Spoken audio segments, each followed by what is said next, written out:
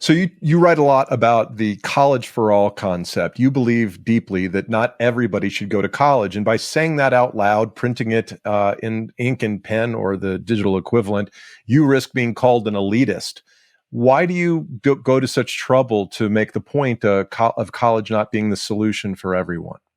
Well, because it's true. So that's a good starting point. Oh, come on. That's a terrible place to start. It is true and not understood, I think, is really the sweet spot. Part of the phenomenon here that has created this college bubble is that, unsurprisingly, the folks who are policymakers typically are people who went to college. They're people who it worked out for, and they tend to hang out with other people who it worked out for.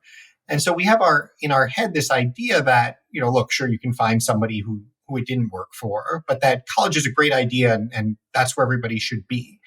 And the reality is that if you step back and look at the data, it's actually remarkably improbable to make it successfully through our college pipeline. So, we still have a huge share of students who don't even graduate from high school, let's not forget. And we've got our graduation rates from high school up, but a lot of that seems to be just by lowering standards and giving diplomas to people who haven't really completed the work.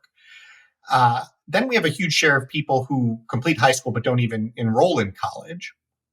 And, these are approximate numbers, but it's helpful to think about, roughly speaking, about 1 in 5 are still not completing a meaningful high school degree. 1 in 5 are graduating from high school but not going on to college. 1 in 5 will go on to college but then drop out of college. 1 in 5 will complete college but end up in a job that didn't even require their degree. And only about 1 in 5, actually fewer than 1 in 5 young Americans actually go high school, college, career on that pathway that we sort of figure is where we should be sending everybody. So the college... sorry, go ahead. Well, I was just saying, look, it's a great pathway, right? if that's going to work for you. If it works for you. If it works for you, then that's a good pathway to be on. But the reality is that it doesn't work for most people. And so to push everyone in that direction, to push all of our resources in that direction, ends up benefiting a very small share of the population. And by the way, those who are likely to be best off economically anyway, at the expense of everybody else. So who's in that group? Okay, let's talk frankly about who's in these groups, right? So that top quintile, the people who went to college, they finished college and they're using their degree, that would be arguably me, probably you, people who come from stable backgrounds, or maybe I'm just making that assumption. Who's in that group? Is it smart kids, people from two-parent families, people from certain geographies? Who's in that group? Yeah, so it's all of the above. It's certainly disproportionately kids who are coming from stable, more advantaged backgrounds, kids who have good role models, kids whose parents went to college a lot of the time. But then it's also kids who have a lot of academic aptitude.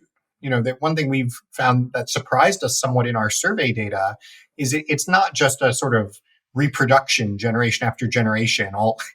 Everybody who went to college goes and have kids who go to college. You see a huge share of folks who come from, you say, oh, that's a stable two-parent household. The parents have degrees. That kid's going to be fine. Huge share of those kids aren't fine, actually.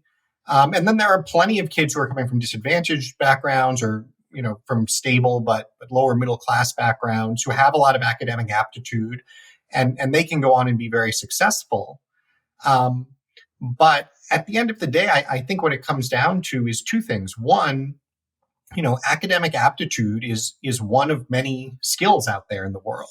We have this unfortunate way, I think, of using the word smart to describe someone who has academic aptitude, and then someone else we say something condescending like, oh, well, he's good with his hands. Right? When the reality is that someone who's good with their hands and can actually be a successful electrician is every bit as talented, and by the way, a lot more useful, and probably going to earn a lot more money than somebody who's great at saying interesting things about Shakespeare. Right. Yeah. No, I really like one of those people who knows a lot about Shakespeare to come and fix my my plumbing or my electrical issues at my house. Right. And so it's important, I think, to say, look, there are kids who have a lot of academic aptitude for whom the thing that makes sense when they turn 18 or 19 is to go sit in a classroom for 4 or more years. Like you said, I was one of those kids.